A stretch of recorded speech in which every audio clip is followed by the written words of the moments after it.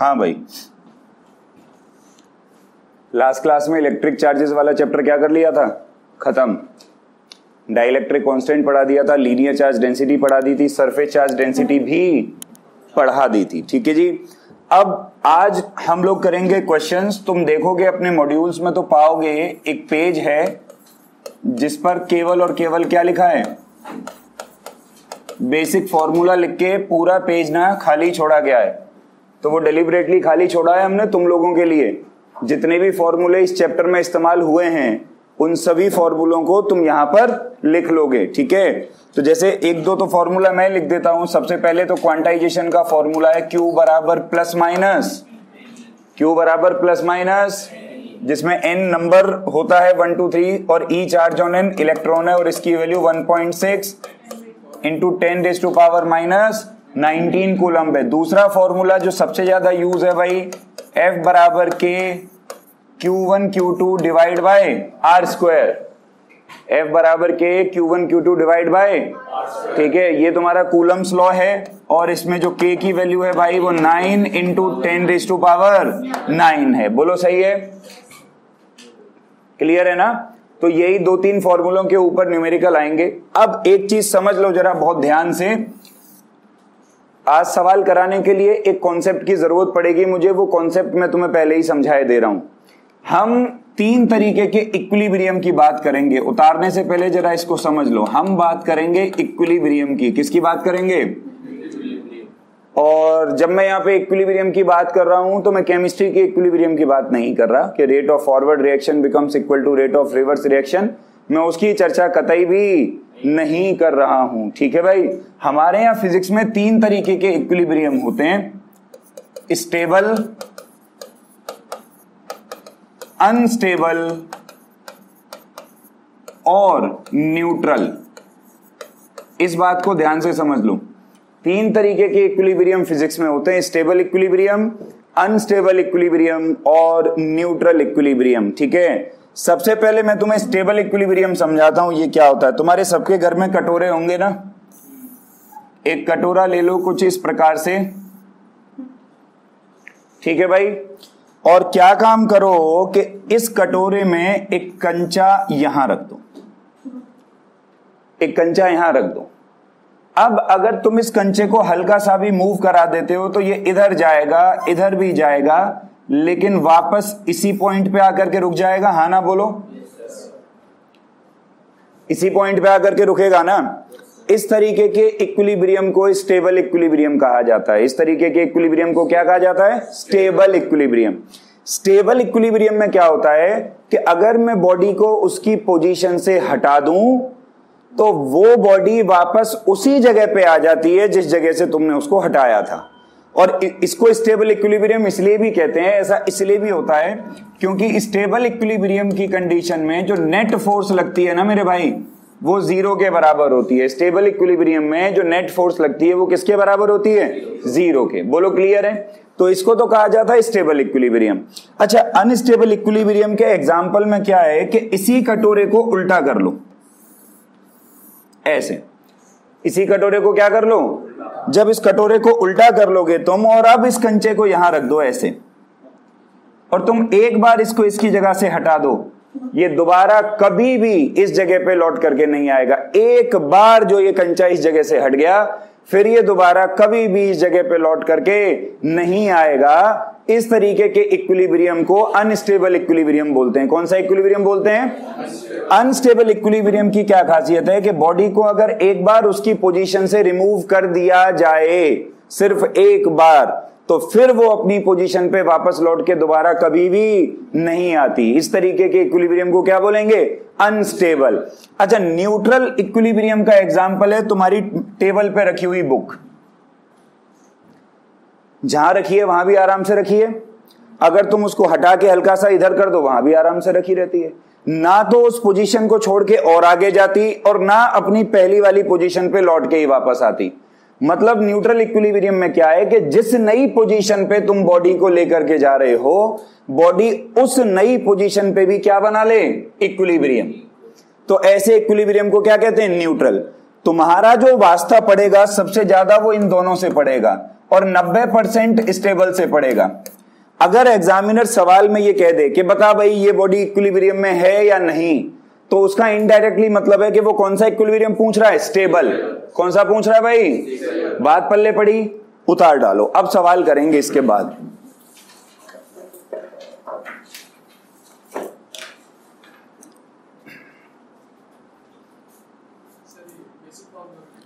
हम बेसिक फॉर्मूले लिखना तुम्हारी मर्जी है, किताब है ना उसको पूरा करो ना। जिन लोगों के पास में बुक है, तुमने देखा है उसमें बीच बीच में जगहें छोड़ी हुई हैं, उसको कंप्लीट तो किया करो। लेके आया करो क्लास में,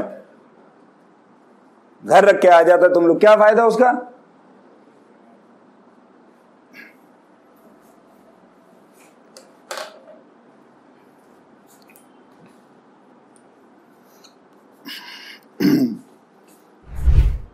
सीबीएसई के क्वेश्चंस, किसके क्वेश्चन डिस्कस होंगे, ठीक है। सारे सवाल तुम्हारी बुकलेट में है, वहीं से उठा उठा करके मैंने ये बनाए हैं। एक एक सवाल आपकी बुकलेट में है। चलिए आइए शुरू करते हैं। सवाल नंबर 1, सबसे पहले सवाल पढ़ा जाएगा और सवाल की आत्मा को समझने की कोशिश तुम लोग करोगे, जो तुम कभी नहीं करते, रट्टा मारते हो। कहता दो इक्वल बॉल्स जिन पे इक्वल पॉजिटिव चार्ज है क्यू कूलम का are suspended by 2 insulating strings of equal length. जैसे ये एक दीवार ले लो इस प्रकार से, 2 रस्सियों से 2 बॉल्स जिनका मास दोनों का सेम है, चार्ज भी दोनों पे सेम है, इनको इस प्रकार से हैंग कर रखा है। कहता है बताओ फोर्स पे क्या फर्क पड़ेगा अगर इन दोनों के बीच में एक प्लास्टिक की शीट लगा दें तो। पहले एयर थी, अब इन दोनों के बीच में क्या लगा दी, प्लास्टिक की शीट। क्या लगा दी, हाँ। कह रहा बताइए क्या फर्क पड़ेगा अगर हम इन दोनों के बीच में प्लास्टिक की शीट लगा दें तो। पिछली क्लास में एक चीज पढ़ाई थी तुम्हें जिसे डाइइलेक्ट्रिक कांस्टेंट हम लोग बोलते हैं, और मैंने तुम्हें एक बात बताई थी, एक फॉर्मूला निकल करके आया था एंड में कि जो फोर्स इन मीडियम होती है वो force in vacuum divide by क्या होती है। अरे भाई यही पढ़ा था क्या फॉर्मूला, कि भैया एफ एम बराबर क्या होता है, एफ नॉट बाय, आना बोलो, एफ एम बराबर क्या होता है, एफ नॉट बाय। अब प्लास्टिक है तो उसका कुछ ना कुछ तो डाइइलेक्ट्रिक कांस्टेंट होगा ही, तो सोच के बोलो फोर्स घटी या बढ़ी, फोर्स घटी या बढ़ी, फोर्स घट जाएगी। तो अगर प्लास्टिक की शीट इंसर्ट करोगे तो फोर्स क्या हो जाएगी, डिक्रीज। बोलो सही है, फोर्स डिक्रीज हो गई। अगला सवाल कहता है द फोर्स, ऐसे ऐसे देख लो, ठीक है। कहता है the force acting between 2 point charges Q1 and Q2 kept at some distance apart in air is attractive or repulsive when Q1 Q2 is greater than 0 and Q1 Q2 is less than 0। पूछ रहा है कि अगर Q1 और Q2 का multiply 0 से बड़ा है और Q1 और Q2 का मल्टीप्लाई 0 से छोटा है, तो बताइए जो फोर्स लगेगी वो अट्रैक्टिव लगेगी या रिपल्सिव लगेगी। जिन लोगों को लगता है उन्हें आता है वो अपने हाथ खड़े करें भाई। 2 लोगों को लग रहा है। कोई इतना खास सवाल नहीं है ये, कोई इतना बहुत भयंकर तोप क्वेश्चन नहीं है ये। तुम बताओ कार्तिक।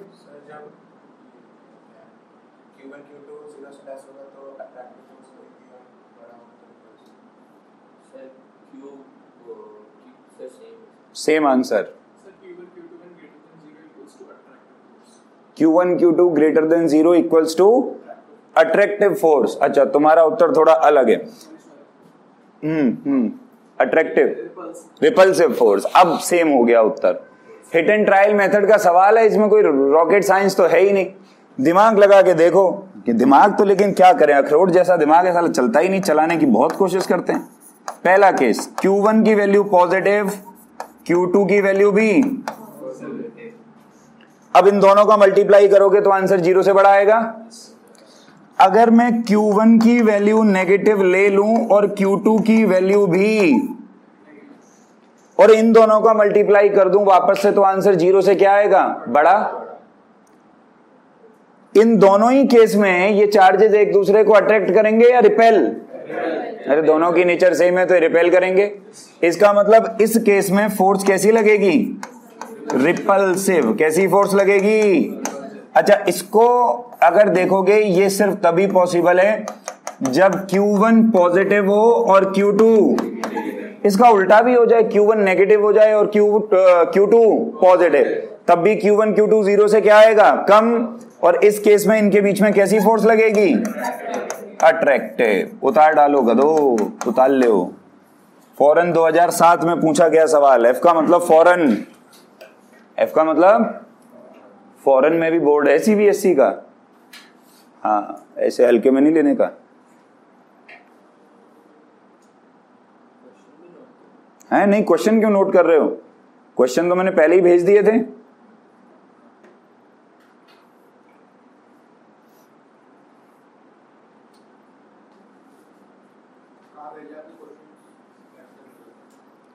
व्हाट्सएप ग्रुप पे भेजे थे मैंने, कुछ लोग रह गए हैं जो मेरे को ध्यान में नहीं थे, मैंने घर पे बैठे बैठे ग्रुप बनाया था, जो जो लोग रह गए हैं उन्हें अभी ऐड करके दोबारा रीसेंड कर दूंगा।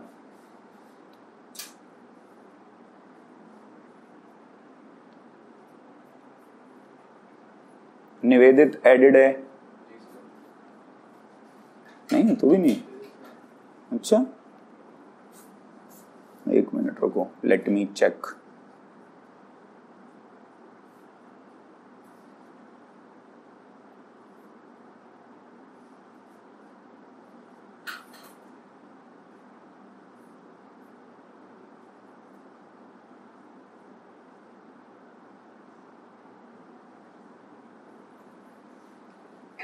अरे वो ही देख रहा हूँ ना कौन कौन नहीं है, तू एडिड है ना, ठीक है, तुम भी हो, प्रगुण भी है, शिवानी है, रिद्धि भी है, बाकी सब हैं, कृष्ण नहीं है क्योंकि तेरा नंबर नहीं है मेरे पास, अभी जाते टाइम मेरे को नंबर दे के जाइयो व्हाट्सएप वाला कोई।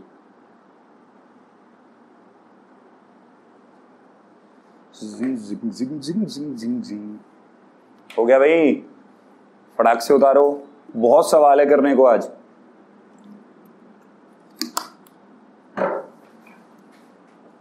आगे बढ़े, अगला सवाल क्वेश्चन नंबर 3, ये मुझे लगता है हो जाना चाहिए CBSE 2004 कंपार्टमेंट। सी का मतलब कंपार्टमेंट के सवाल क्यों करा रहा हूं, समझ रहे हो तुम लोग। अरे भाई हर चीज की तैयारी इंसान पहले से करता है ना, क्या पता तुम पढ़ो ना बिल्कुल तो कंपार्टमेंट आएगी, तो पहले सवाल करा दें उसके भी। देखो आओ, कहता है डिफाइन करो डाइलेक्ट्रिक कांस्टेंट को। अरे डिफाइन हो जाएगा, डाइलेक्ट्रिक कांस्टेंट के दो फॉर्मूले लिखवाए थे पिछली क्लास में, K बराबर और K बराबर एप्सिलॉन M बाय एप्सिलॉन, किसी के भी टर्म्स में डिफाइन कर दो, हाँ ना बोलो। कहता what is the value of dielectric constant for a metal, लिखवा रखी है क्या, कितनी होती है रे, इन्फिनिटी, मेटल की इन्फिनिटी, खत्म। क्वेश्चन नंबर 4 देखो, कहता है दो पॉइंट चार्जेस के बीच की फोर्स अगर हवा में रखे हैं इनको तो F है, कितनी फोर्स है, कहता है अगर इन्हीं चार्जेस को पानी में रख दूं तो फोर्स कितनी होगी, जो फोर्स है डिवाइडेड बाय 81, बहुत बढ़िया, हाँ कितनी होगी, F डिवाइडेड बाय 81, ज्यादा नहीं हो जाएगी, कम हो जाएगी। अरे एयर की फोर्स F है, कहता पानी में अगर रख दूं तो फोर्स कितनी हो जाएगी, यही तो फॉर्मूला लगेगा, फोर्स इन मीडियम बराबर force in vacuum divide by. अच्छा वाटर के लिए K की वैल्यू कितनी होती, वाटर के लिए K की वैल्यू कितनी होती, क्योंकि वाटर के लिए K की वैल्यू 81 है तो फोर्स इन वाटर बराबर क्या हो जाएगी, F बाय, तो फोर्स 81 गुना घटेगी, हाँ ना बोलो। अगला सवाल देखना 5वां। अच्छा अब यहां पे थोड़ा सा स्पेसिफिक दे दिया, CBSE 1997 का क्वेश्चन है, कहता है डाइलेक्ट्रिक कांस्टेंट डिफाइन करो इन टर्म्स ऑफ फोर्स, किसके टर्म्स में, तो फोर्स के टर्म्स में तो भाई यहीं से डिफाइन होगा ना, K बराबर F0 अपॉन में, that it is defined as the ratio of force in vacuum to force in medium, vacuum और मीडियम की फोर्स का क्या होता, रेशियो। क्लियर है, फटाक से उतारो आंसर, सिर्फ आंसर लिखेंगे।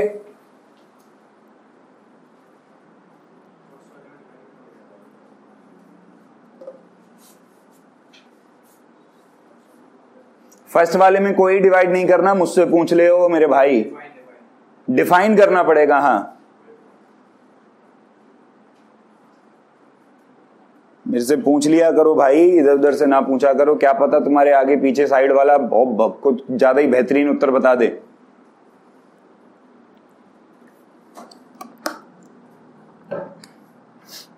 कल कोई टेस्ट नहीं है, अगले संडे टेस्ट होगा ऑब्जेक्टिव, जितना पढ़ा दिया उसमें से। डंडा चलेगा दबा के, नंबर ना आने पे, याद रखना मेरी बात। बेशक से इंस्टीट्यूट छोड़ के भाग जाओ, कोई फर्क नहीं है, पर डंडा चलेगा दम लगा के, जो नंबर नहीं आए तो।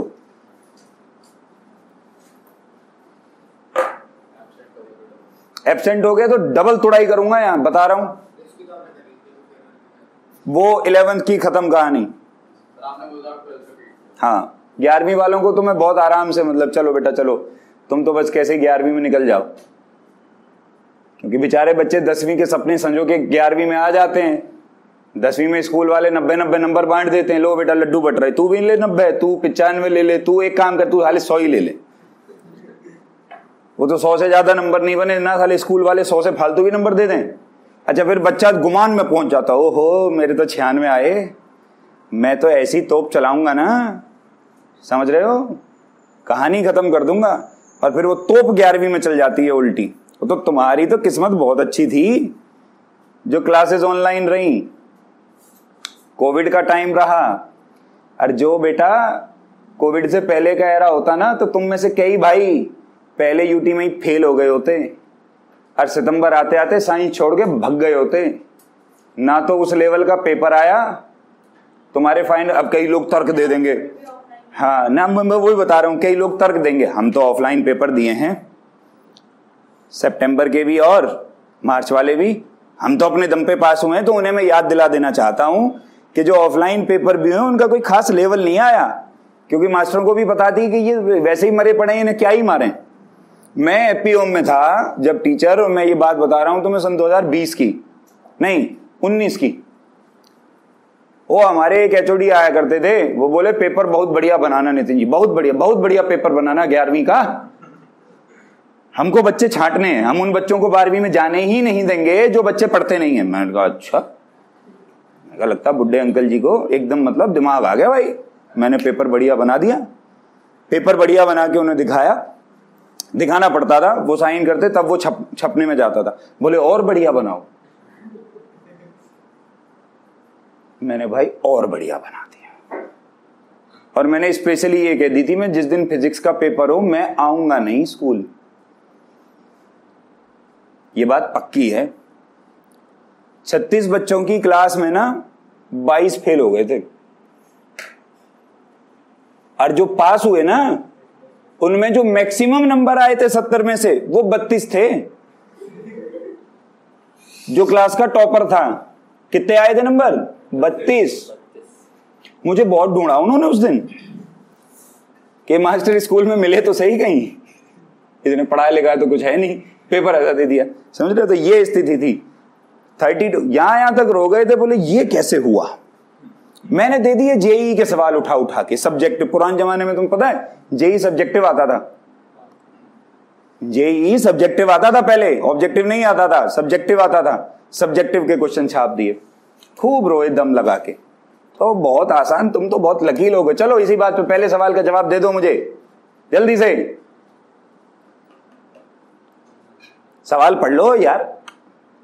दो स्फीयर्स हैं, ये इस पे चार्ज है Q1, इस पे चार्ज है Q2, दोनों के बीच की दूरी है R। कह रहा है फोर्स का फॉर्मूला बताओ, ये फॉर्मूला सही है गलत है? अब इतना तो बता ही सकते हो। अरे फॉर्मूला सही है गलत है? अरे कितने लोग कह रहे हैं सही फॉर्मूला? भाई हाथ खड़े करो। कितने लोग कह रहे हैं भाई गलत फॉर्मूला है? हाथ खड़े करो। कई लोग डिसाइड नहीं कर पा रहे कि इधर जाएं कि उधर जाएं, करें क्या। आप सवाल भी पढ़ लो एक बार। अब ये ध्रुव कह रहा है सर गलत है, ये तो बात, ये कुछ समझ नहीं आई। ये क्यों कह रहा है कि ये फॉर्मूला गलत है भाई?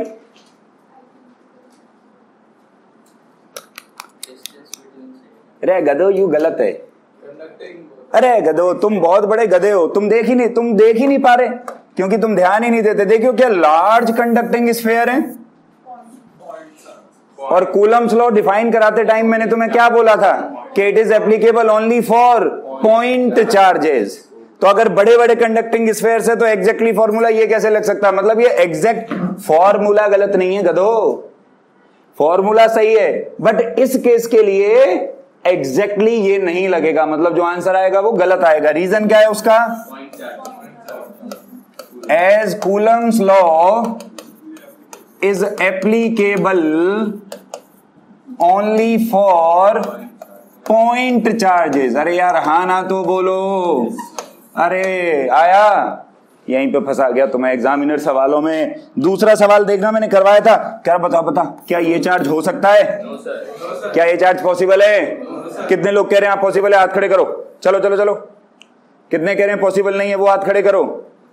अच्छा सारे कह रहे हैं पॉसिबल नहीं है। हाँ तो ये पॉसिबल क्यों? क्योंकि n की value can't be in fractions, can't be in, अरे बोलो चमका, उतारो फटाक से, n की value can't be in fractions.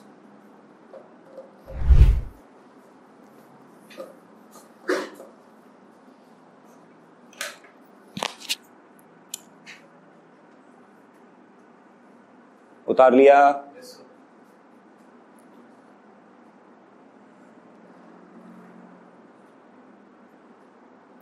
आगे बढ़ा जाए? कर दूं चेंज? यस। देखना ये तीसरा सवाल करवा चुका हूं क्या? पढ़ो, हो चुका है ना क्लास में? कर लोगे ना? तो होमवर्क, इसलिए भी होमवर्क वो लोग जिन्हें पता ही नहीं कि हुआ है नहीं हुआ है वो पता लगाएं पहले। चौथा सवाल कहता है electric force between two charge particles situated at a given distance is F Newton. दो चार्ज पार्टिकल्स के बीच की फोर्स F है। कहता है बताओ क्या फोर्स होगी अगर डिस्टेंस को हाफ कर दूं तो 4 टाइम्स हो जाएगी। उत्तर तो 4 टाइम्स देखो हमने लिखा ही हुआ है, बट हम करें कैसे? आओ मैं करना सिखाता है, कोई बहुत मुश्किल सवाल नहीं। जैसे मान लो चार्ज की वैल्यू नहीं दे रखी, ये चार्ज मान लो Q1 और ये क्या मान लो, और इन दोनों के बीच की दूरी क्या मान लो, सही है। अब देख ध्यान से देख, इनके बीच की जो फोर्स लगेगी वो होगी K Q1 बाय R का प्रगुण। पहले समझिए फिर उतारिए। फोर्स की वैल्यू क्या होगी? K बाय R का। कह रहा पता नई फोर्स कितनी होगी? तो मान ले नई फोर्स है F डैश। नई फोर्स कितनी होगी अगर दूरी आधी कर दूं, मतलब R की जगह क्या कर दूं, R बाय 2, तो ये तो रह जाएगा K बाय R स्क्वायर, और बाय 2 का स्क्वायर क्या होगा 4, वो कहां आ जाएगा? हाँ ना बोलो। अब तुम देखना ये तो सेम है ना, तो इसकी जगह F आ सकता है, तो F डैश बराबर क्या आ गया? फोर्स कितने गुना हो जाएगी? 4 गुना। कितने गुना हो जाएगी भाई? हाँ ना बोलो। 5वां सवाल, ये अच्छा क्वेश्चन है ना, इसको समझेंगे। कहता है इलेक्ट्रोस्टैटिक के जो एक्सपेरिमेंट हैं वो ह्यूमिड डेज पे काम नहीं करते। मतलब जिस दिन हवा में नमी हो उस दिन इलेक्ट्रोस्टैटिक्स के एक्सपेरिमेंट काम नहीं करते। क्यों? फ्रिक्शन नहीं मिलता उन्हें। और जब आप बलून वाला वो भी रीजन है।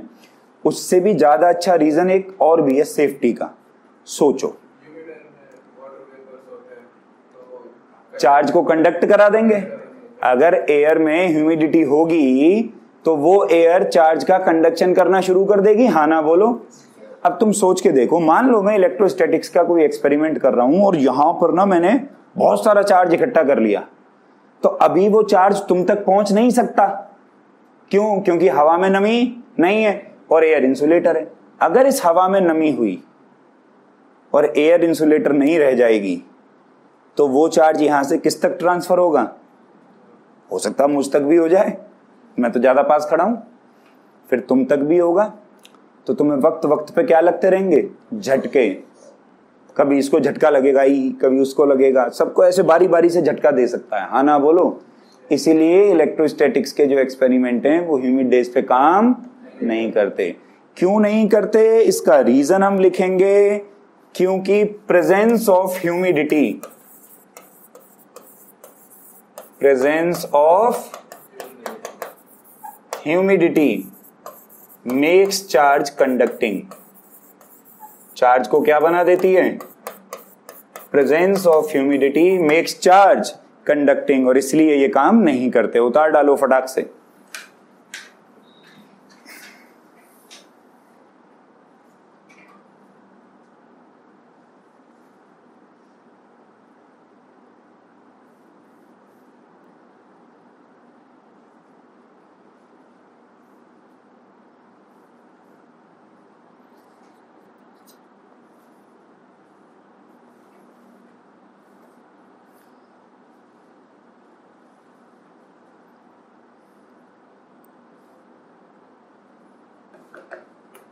हो गया है ना। प्रेजेंट तेज नहीं लगेगा, और ये फिर डिपेंड करेगा कि चार्ज कितना है। हाँ, उस पर भी डिपेंड करता है। जैसे बारिश होती है, तुमने देखा होगा कभी, तो बिजली चमकती है आसमानों में, तो वो कई बार जमीन तक भी आ जाती है ना। जब गिरती है तो मजा भी तो पूरा आता है, फिर समझ रहे हो ना। तो बारिश के मौसम में क्यों होता है ऐसा, क्योंकि बारिश में हवा में नमी होती है और कंडक्शन हो जाती है। आई बात समझ में। वो जो चार्ज होता है वो होता है बहुत ज्यादा है, थोड़ा बहुत चार्ज थोड़ी होता है। कभी किसी के घर पे बिजली गिरी है, मतलब तुम्हारे पे नहीं किसी और के घर पे बिजली गिरती देखी है कभी? बिजली गिरती है ना तो दीवारें भी क्रैक आ जाते हैं, दीवारों में भी।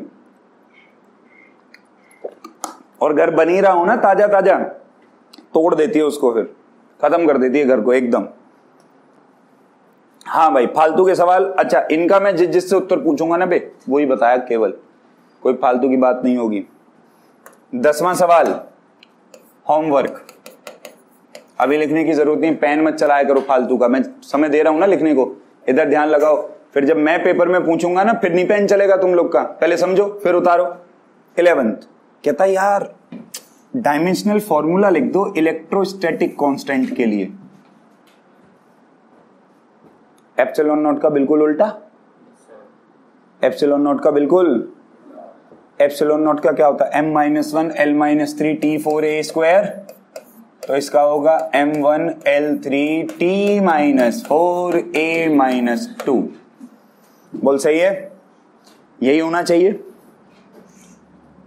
कहता है write down the dimensional formula for relative electrical permittivity. भाई इसका उल्टा है कि नहीं, इसका उल्टा। बहुत बढ़िया, खुद के मुंह पे खिंचा के झापड़ मार लो। पूछो क्यों?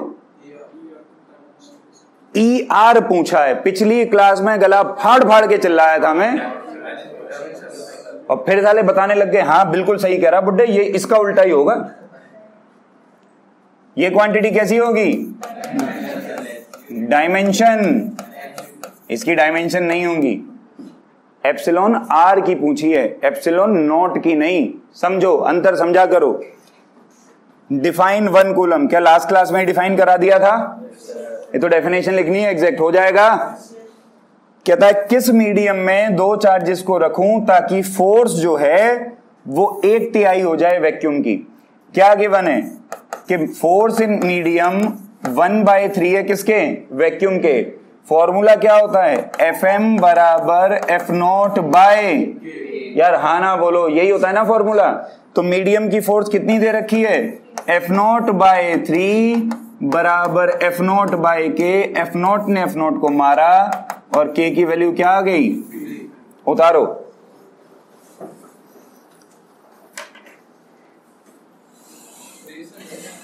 हैं जी बेटा,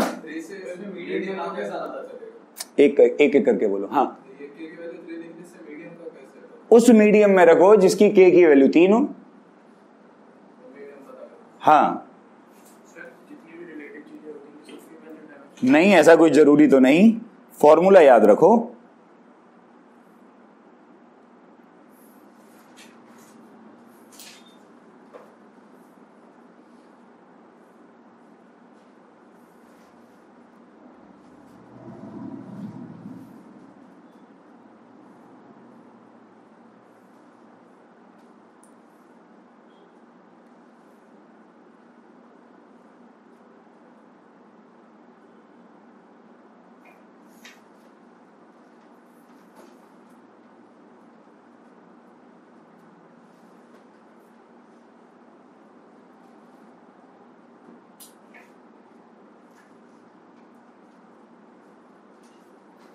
डन है भाई, हो गया ना?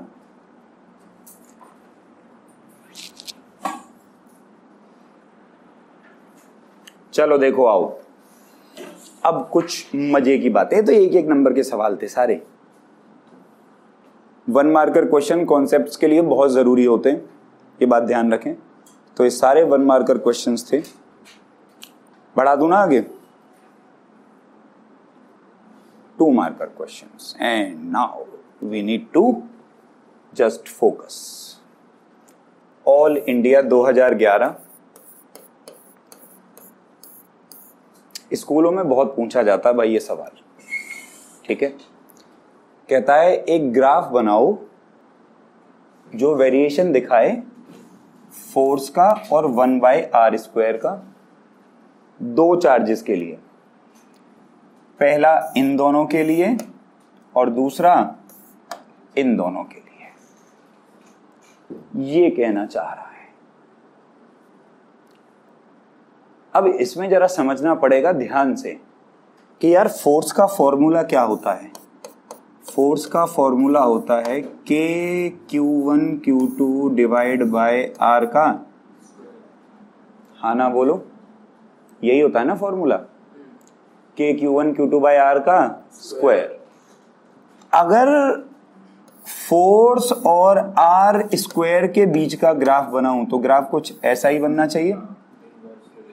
इनवर्स रिलेशन है, इतनी गणित तो तुम लोग जानते ही होगे। फोर्स इनवर्सली प्रोपोर्शनल है R² के, तो फोर्स का और R² का ग्राफ ऐसा बनेगा।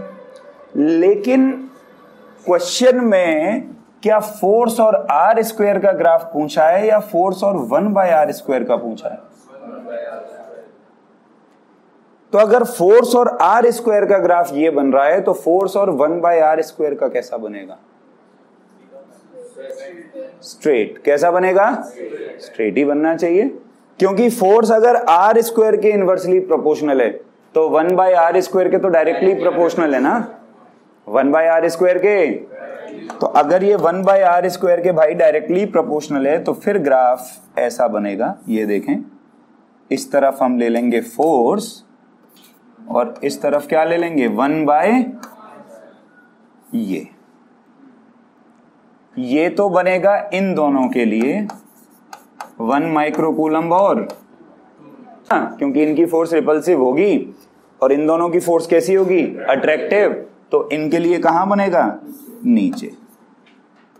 ये बनेगा 2 माइक्रोकूलम्ब। Question number 2। आज की क्लास की शुरुआत में ही इक्विलिब्रियम की कंडीशन बताई गई थी, मैं करवाता हूं, तुम्हारे दिमाग पे जोर नहीं दे रहा, ठीक है। सवाल क्या है? कहता है एक चार्ज है Q, दो बराबर चार्जेस के बीचों बीच रखा गया। सवाल को समझ लो ध्यान से, बहुत आते हैं इस तरीके के सवाल पेपर में। एक पॉइंट ये ले लो,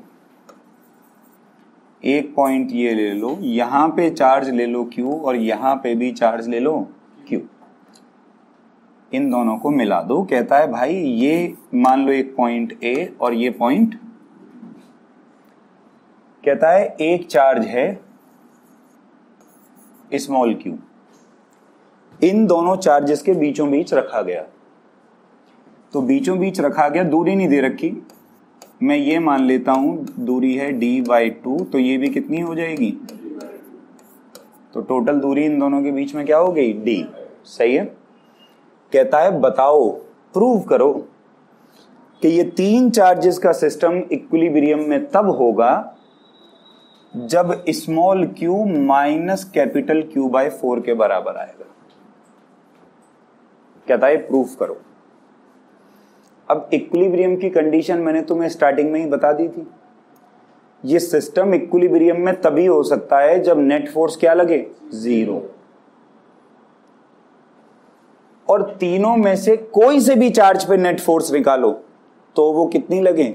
0। कितनी लगे? अरे तभी तो इक्विलिब्रियम में आएंगे, अदरवाइज तो इक्विलिब्रियम में हो ही नहीं सकते। तो वैसे तो तुम किसी पे भी कैलकुलेट कर लो, इस पे कर लो, इस पे कर लो, इस पे कर लो। मैं इस वाले चार्ज से तुम्हें कैलकुलेट करके दिखाता हूं, घर पे जाके बाकी के दो चार्जेस से भी करना, आंसर क्या आएगा? सेम। ध्यान लगा के देखो, इस पर एक तो ये वाला चार्ज फोर्स लगाएगा और एक, हाँ ना बोलो, इस पर इसकी वजह से जो फोर्स लगी उसका फॉर्मूला होगा K गुणा Q डिवाइड बाय दूरी। इन दोनों के बीच की टोटल दूरी क्या है? D, तो डिवाइड बाय D का प्लस, इस पर इसकी वजह से क्या फोर्स लगेगी? K गुणा Q गुणा स्मॉल q, ये दूरी कितनी है? D by 2। इसका स्क्वायर करोगे तो D स्क्वायर, तो ये नीचे आ गया, और 4 आंसर क्या होना चाहिए? अगर इक्विलिब्रियम में है तो आंसर क्या होना चाहिए भाई? नेट फोर्स क्या होनी चाहिए? 0। आओ इसको सॉल्व करें।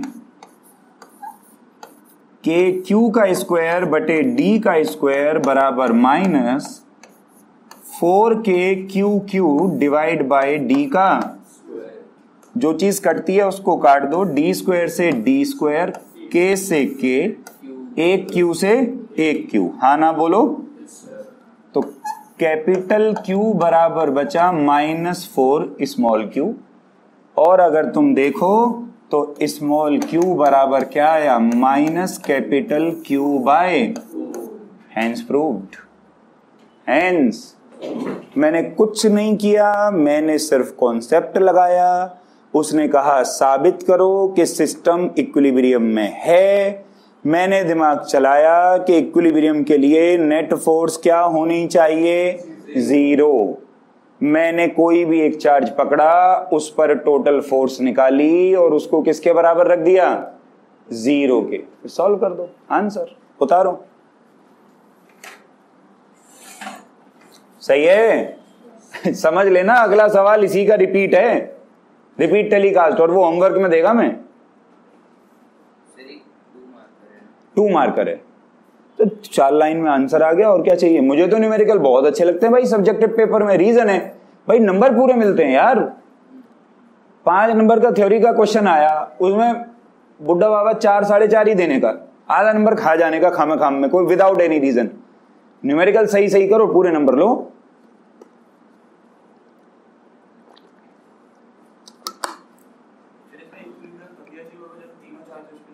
हाँ जी, एक किसी एक पे नहीं, सब पे नेट 0 होगा। उसने बोल रखा है ना, system of 3 charges will be in equilibrium. अगर वो ये कहता show that the last charge will be in equilibrium, तो हम खाली किस पे लेते? लास्ट वाले पे। ये बात तुम समझ रहे होगे कि अगर उधर की जगह इस वाले चार्ज से भी कैलकुलेशन करोगे तब भी तो सेम पड़ेगा, यही तो आंसर आएगा तब भी। कैसे कर लो? आई बात समझ में? हाँ, टेस्ट में, अच्छा, हाँ, नहीं हो, अब हो गया ले सवाल। वैसे क्या बात है, मतलब दिल पे मत लिया करो मतलब बात को।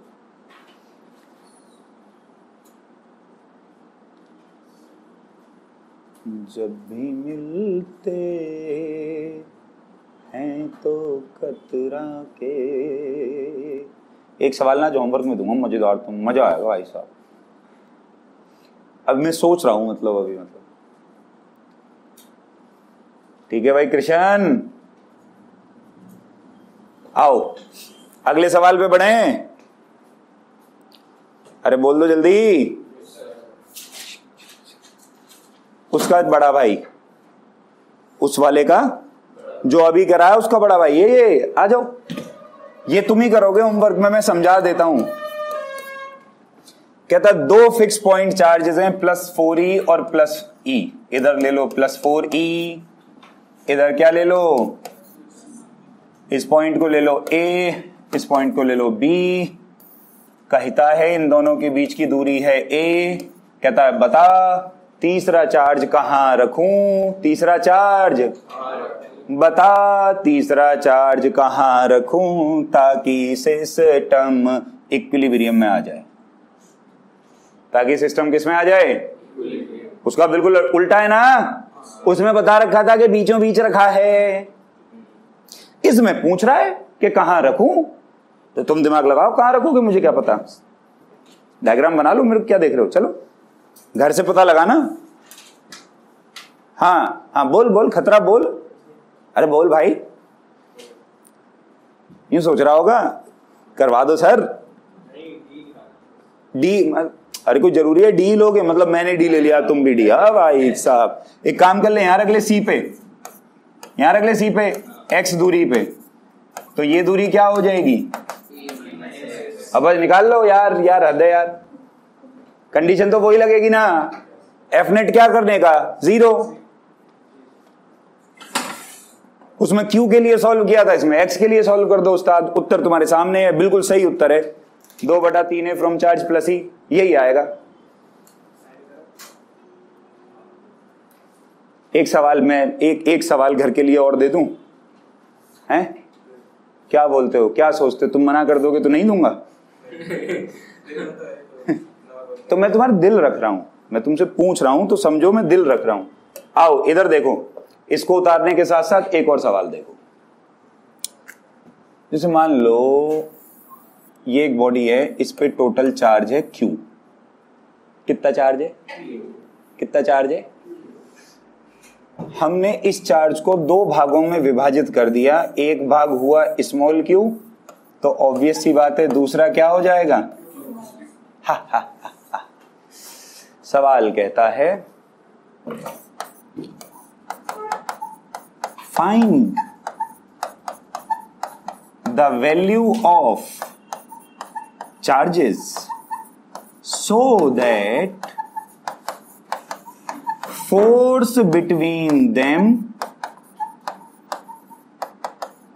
is maximum।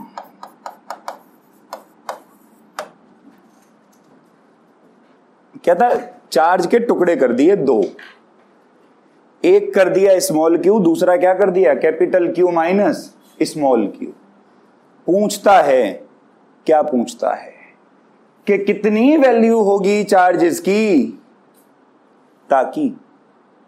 ताकि इन दोनों के बीच की फोर्स क्या लगे, मैक्सिमम, ताकि इन दोनों के बीच की फोर्स क्या लगे, मैक्सिमम। अब ये तुम्हारे लिए सवाल, हिंट दूं, हिंट दूं, अरे यार बूढ़े आदमी को तंग करते रहते हो, हिंट लो। किसी भी चीज की मैक्सिमम निकालने का जो तरीका है और गणित ने हमें सिखाया है कि उस क्वांटिटी का फर्स्ट डेरिवेटिव कर दो और आंसर 0 के बराबर रख दो। डेरिवेटिव समझते हो, डिफरेंशिएशन, डेरिवेटिव का मतलब तुमको क्या करने का कि इन दोनों चार्जेस के बीच की दूरी ले लो r, फिर इन दोनों के बीच की जो फोर्स लगेगी वो लगेगी के Q capital Q minus Q upon में आर का स्क्वायर। फोर्स मैक्सिमम तभी होगी जब dF बाय dQ बराबर क्या हो जाएगा, ये कंडीशन है भैया मैक्सिमा की, सिर्फ फोर्स के लिए नहीं लगती, फिजिक्स में आगे चल के चाहे किसी भी क्वांटिटी का मैक्सिमा निकालने को बोल दे, एक बार डिफरेंशिएशन करो, आंसर किसके बराबर रख दो। 11वीं क्लास में वेलोसिटी भी तो मैक्सिमम करी होगी, डीवी बाई डी आर भी तो 0 किया होगा। तो ये गणित की कंडीशन है, ये किसकी कंडीशन है, इसको कहते हैं कंडीशन फॉर मैक्सिमा, याद रखना इसको, कंडीशन फॉर। अब इतना कर दिया ना भाई, समझ ले सवाल हो गया, हो गया। आंसर आएगा 1/2, आंसर क्या आएगा 1/2। ओ बेटे फिर भी ना होना, अगर इसके बाद भी ना होना तुमसे तो 2 मग्गा पानी ढूंढ लेना कहीं, जहां कहीं भी तुम्हें मिल जाए ना, साले उसी में डूब के मर जाना तुम लोग, क्योंकि जो दिमाग लगाने वाला पार्ट था वो तो मैंने करा दिया इधर। अब तो केवल इसको क्या करना, डिफरेंशिएट। सॉल्व तो कर ही सकते हो दादा, है कि नहीं है। अभी रह गए काफी सवाल, रह गए, अगली क्लास में कंटिन्यू करेंगे भाई। जब तक सवाल मेरे मन के मुताबिक पूरे नहीं हो जाएंगे मैं अगला टॉपिक नहीं पढ़ाऊंगा। आई बात समझ में। अभी और क्वेश्चन रह गए, इनको अगली क्लास में डिस्कस करेंगे। आज जो ये पढ़ाया इसको घर जाके क्या करके आओगे, रिवाइज क्या करके आओगे भाई। फिर मिलेंगे हम लोग